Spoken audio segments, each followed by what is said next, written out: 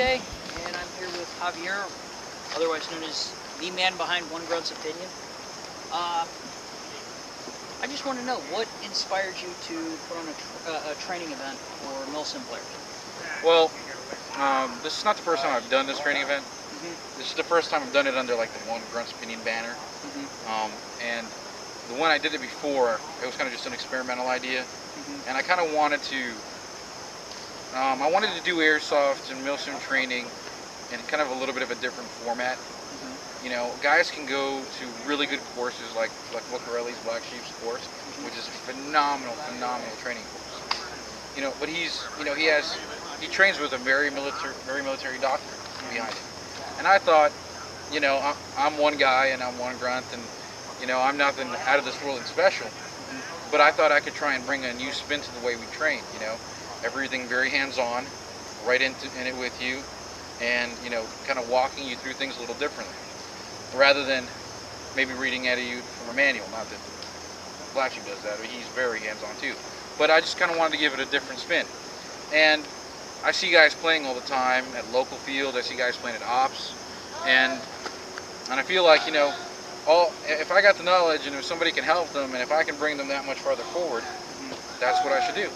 You know, I think it's every veteran player, this responsibility to help bring up the next crop of players. And today we had some really young guys out here, right? Yeah. So that's what we're doing. So what was it? A kid who was what, 9, 10 years old? Yeah, it's like 12 was his age.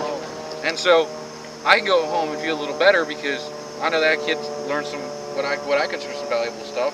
He left pumping happy, and I can feel secure in that the next crop of players is just going to be that much better. And I think, you know, we're all going to get old. We're all going to get tired of doing this. So if we want airsoft to continue and be cool, and I can remember a couple platoons. A couple times we had one squad on the North Carolina platoon, which was all people 40 and over. And because I am a bit clumsy, I got stuck with them a lot as their gunner. Yeah, I mean, and the reality is, and it's just a reality, yeah, sometimes the young guys kind of just get left a little behind. Yeah, or people downgrade them as airsofters. You know, and that brings you to one of the next questions I had. Do you feel it's the duty of the more experienced airsofters and milsimers to bring up the next generation who want to learn? Well, I think in the airsoft community there's a lot of griping. Yeah. I mean, it's like we play airsoft and we gripe. Yeah. What do we gripe about? We gripe about inexperienced players. We gripe about guys doing the wrong thing. We gripe about guys that we're like, that we call, you know, COD sauce, we call it duty airsofters. How do we alleviate that? By veteran players bringing up the next group of guys, training them on the ways and how we want airsoft to be played. You know, because it's up to the guys playing right now, the guys doing the big ops, the guys that are really hitting it, you know, several times a year, to make the decision that we want better players. Yes. And you can affect that change. We don't have to sit around and just gripe about it on the internet. I can come out, we can get guys together to agree to want to do it, and we can make better players. And I remember another post you brought up where you wanted military veterans who play to share their experiences. What do you feel those players bring to the milsim community, and what can they take away from it? Well, I've always been an advocate of veteran players, and guys, when I mean veteran, I mean military veteran players. I find that airsoft is, and I've said it several times, it is the perfect avenue, or it's one of those wonderful tools that we can use in treating PTSD. I know a lot of guys that, some admit it, some don't admit it, that they use airsoft as relief and help and treatment. You know, it's one more tool. It's not the end-all say-all of curing and relieving their stress and their issues, but it's just one more way we can help and one more way they can feel better. Now those guys, I mean, when guys get up every morning, they throw on that uniform at the beginning of the event, they throw that vest on, the helmet on, those are the guys they're emulating. They're emulating those veterans, the guys that have been down range, that have done this, that have been down there and have fought the war. Where could be a better source of knowledge and information and understanding? You know, whether we like it or not, guys get into this sport and they're like, oh, I just get it, it's a glorified game of tag. All right, then take all the cool gear off. Take that helmet off, take that ops core off, take that, you know, 6094 off, take all the cool stuff off of your gun then. All right, and then just go shoot at each other in the woods in jeans and a t-shirt. That's glorified tag. But when you put all that gear on it, and you get yourself immersed into that feeling and into that environment, and you start fighting with tactics, fire and maneuver, bounding, you know, when you start using all that, you're emulating the guy that's fighting in warfare. Yeah. So that's the guy that you should be asking, how do I do this, how do I do that? Does everything apply to airsoft? No. I think several times we said it today, right? This does not work in real combat. This only works in airsoft. We're doing it because airsoft can do it.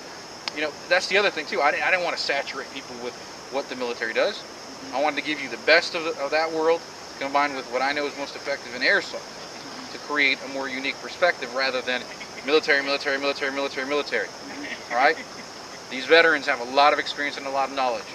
And guys that play a lot in airsoft sometimes say, you're in the real military, this is airsoft now, you got to do it differently. It's not as far away and it's not as different as you think it is. Guys need to get over that idea. And I know it sucks, but you put on a uniform, you put on all that cool gear, you want to be military, you're playing military.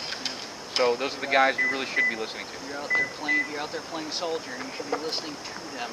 Yeah. Like I said, not everything's applicable.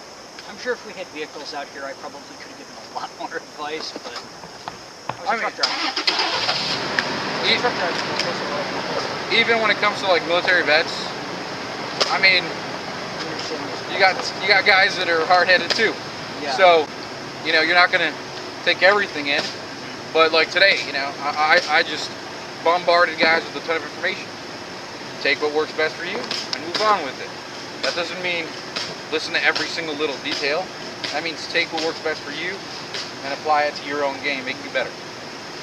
And I'll give you. Well, you also have been writing for a Western gun magazine. Yeah, I came from Washington originally. I mean, I'm not from Washington, but I was living out there for 2 years. And I just came back from out there. And a friend of mine that's out there playing, one of the writers, one of the salespeople for Western Shooting Journal, went out to a local game. And they were talking to one of my old friends, and they're like, oh, you know, this airsoft thing is really cool. This is like their second or third time ever doing it. It's like a mother-son pair, so it's really cool. Yeah. And they were like, well, I think this would be a really cool new aspect to bring to our Real Steel Shooting magazine. And that's when they got in touch with me, because, you know, I knew my friend out there, and he's like, you should talk to Javier.